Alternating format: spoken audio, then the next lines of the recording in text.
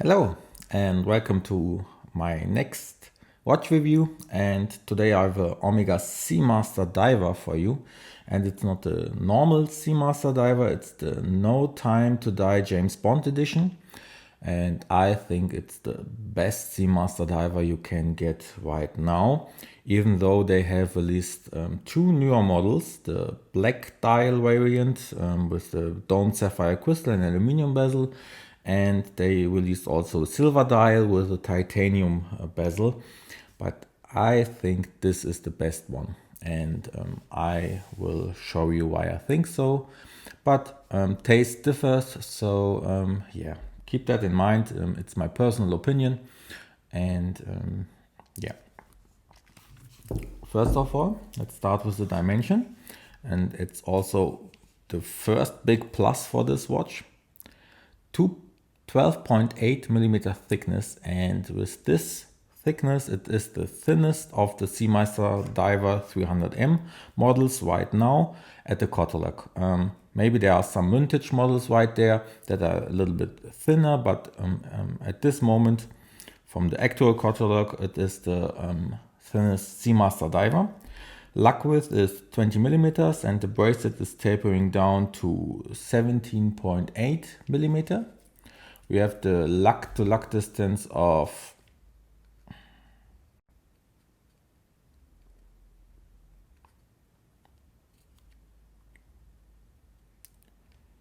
around 49 millimeters, something like this.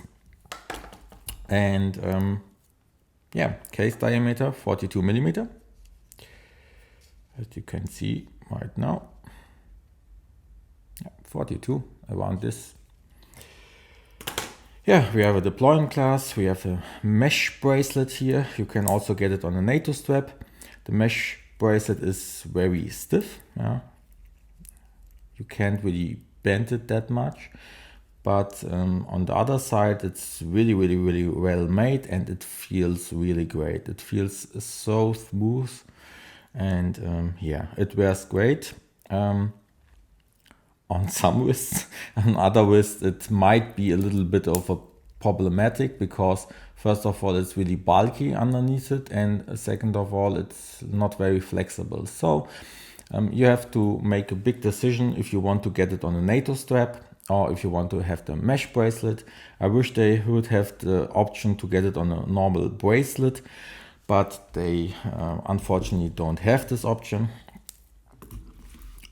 And yeah. Let's start with the case materials. We have titanium bracelet, titanium case, and titanium bezel. No, that's not titanium bezel, it's aluminum bezel. But the other part, also the down parts of the bezel, is titanium, but the bezel on itself is made of aluminum. I have seen one video where they have mentioned it might be treated to be doubled as scratch resistant as a normal aluminum bezel. I can't tell for sure if this is true or not, and I don't have any daily usage experience, so I can't tell you if it's more scratch resistant or it is not. One thing I want to mention, why I can't show you the bezel action, is I have a defective bezel, as you can see. And this watch will be replaced by my dealer, and I will get a new one. So yeah, keep that in mind. Rather than that, we have also Lume applied on the bezel. We have a Super Luminova also applied on the applied indices and hour and minute hands. I will show you afterwards in the Lume shot. We have our typical Seamaster Diver design with the helium escape valve, and I think it's mandatory to have it. Mandatory because it's so iconic on this watch, and without it I don't consider it to be a Seamaster Diver. That's my opinion about this watch. So yeah. People are annoyed about this escape valve, but I think without it, it's not the same. Yeah. Screw down crown, 300 meter water resistance, and we have exceptional good movement inside it. We have the caliber 806. It's META certified, so it means basically it's anti-magnetic to 15,000 Gauss, and it guarantees a precision of plus minus to plus 5 seconds a day in different angles and circumstances and conditions. And yeah, and I think it's great. It has a coaxial escapement mechanism. It basically means you have less friction. Omega claims you only have to service the watch every 10 years, so that's also great great info right there. The second hand moves at 3.5 Hertz. That basically means it has 25,200 vibrations per minute, and yeah, that's for the facts. This design, I have seen a lot of videos right there where it might appear that this dial is black, but it is not black. It is really in the same colors as the bezel. It is a dark, chocolatey dark brown, and it's not fully matte.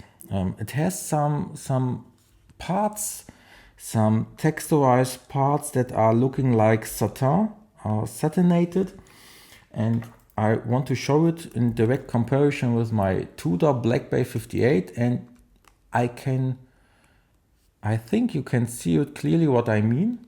If you look at side by side, it has some texture in it instead of the completely matte black dial of my Tudor Black Bay. And yeah, it has really nice finish on it, and I really enjoy it. Zoom out a little bit. Also, what I really like about this watch is that it has some red accents on it, on the second hand and also on the Seamaster written logo, and I think it gives it a little bit more fun to it. The newer models are a little bit boring in my eyes because yeah, it's black and white and silver, and there is no accents in it. Yeah, if you don't have a black and white dial or a black dial watch you can wear every day, some people prefer it, then go for the black dial. It's more versatile than this one. But if you are like me in your watch journey and you already have some black dial variation watches, I think this option is the better one because it is, yeah, it's more fun. Also, I want to mention that in my eyes, Omega completely disappointed in the newer models because everyone was expecting to have a slimmer case and also a smaller case diameter. But they had the same case diameter, 42 millimeters. The thickness was even, though it is a little bit from the side profile thinner because the domed sapphire crystal takes 1 millimeter of the thickness, but still 13.8 millimeter on the newer models, and this one has 12.8 millimeter. Fully titanium, so yeah, that's also a big plus in my opinion. The domed sapphire crystal, and we have also this brownish patina-like superluminova applied, and I think it looks also really great. Let's take it on the wrist. 6 3/4 inches wrist size, 17 centimeters, and as you can see, it really wears great on my medium-sized wrist. And you already can see that this bracelet is not very flexible. Yeah, it does not really hug the wrist like it should maybe. And also the clasp is portraying a little bit out, but I don't really mind it that much, and I don't mind also the bulkiness, but it might be a downside for you. So yeah, you have to make yourself ask yourself the question if this is the perfect watch for you. But if you want to wear it on a NATO strap, it's also a big plus that it has a slim side profile, because the NATO strap usually also adds a little bit of a bulkiness underneath the watch.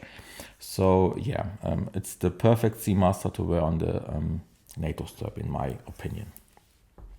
The deploying clasp is really well made, but as I mentioned, it doesn't have any micro adjustments, so you have to use these holes, and it's really good made, and I can't complain in this regard. Okay, let's make a Lume shot. We have also Lume applied on the bezel. And as you can see, it really glows beautifully in the dark. And we have green and blue superluminova applied, and the green on the minute hand and on the dot at 12 o'clock. And rather than that, we have blue superluminova, and it really looks great. Okay. Only downsides I can see is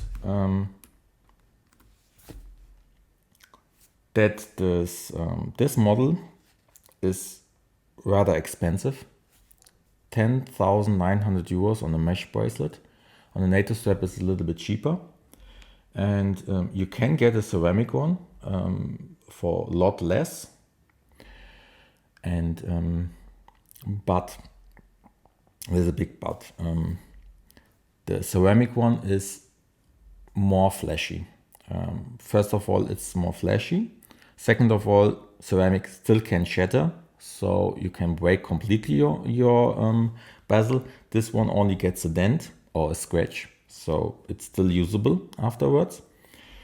The ceramic version also has a flat sapphire. It might be a plus for some people, but you have to consider that is like 13.4 millimeter around this, or 13.7. So with a flat sapphire crystal, so it has a little bit more of a bigger side profile from the side. And with the ceramic dial, it also is a lot more flashy because it reflects the light a lot more. And I rather prefer this matte finish dial, and it looks more appealing in my opinion. And also you have to consider that this is fully made of titanium, and so it's a lot more lightweighted. And with the mesh bracelet, it weighs around 97 grams. And the normal ceramic Seamaster Diver, it weighs a lot. It weighs like 180 grams or something like this. So it's nearly the double of the weight of this watch. It might be a plus for some people who prefer a little bit heft to their watches, but might be a negative for other people who want to wear a light watch. Yeah, the movement, as I mentioned, is really great. 35 joules, 55 hours of power reserve. You have the coaxial movement. Damn. Basically, we have to service the watch every 10 years. So I think it is a great value. Omega always have an exceptionally good finish on their watches. And you have also keep in mind that you can get it a lot cheaper on the secondary market. You can get it around 8,000 till 8,500 euros in a new condition, or you can get it a little bit cheaper on the used market. So overall, I think it's still a great value for this watch. But yeah, it's really expensive, and I think it's just a personal taste which model you prefer. But I can't think of a reason why you can go wrong with a Seamaster Diver, because it's so an iconic model. I think every watch collector knows this design and appreciates this design, even though it has this helium escape valve. And yeah, I think it's a great watch and you can't go wrong with it. It doesn't matter which model you prefer, but I prefer this model, even though it doesn't have a 3Q case like the other models have, and it has some James Bond related numbers on it. I don't really care about these numbers or this broad arrow on the back side. I just like the color scheme, and that's the reason why I like this watch. And the overall thickness of this watch is great in comparison to the other models. Yeah, that's it basically. It's my personal opinion about this watch, and I think it's the best Seamaster Diver you can get right now. If you like this color and this color scheme, and if you don't mind that it has an aluminum bezel, and I don't see it as a negative that the modern watches right now also go a little bit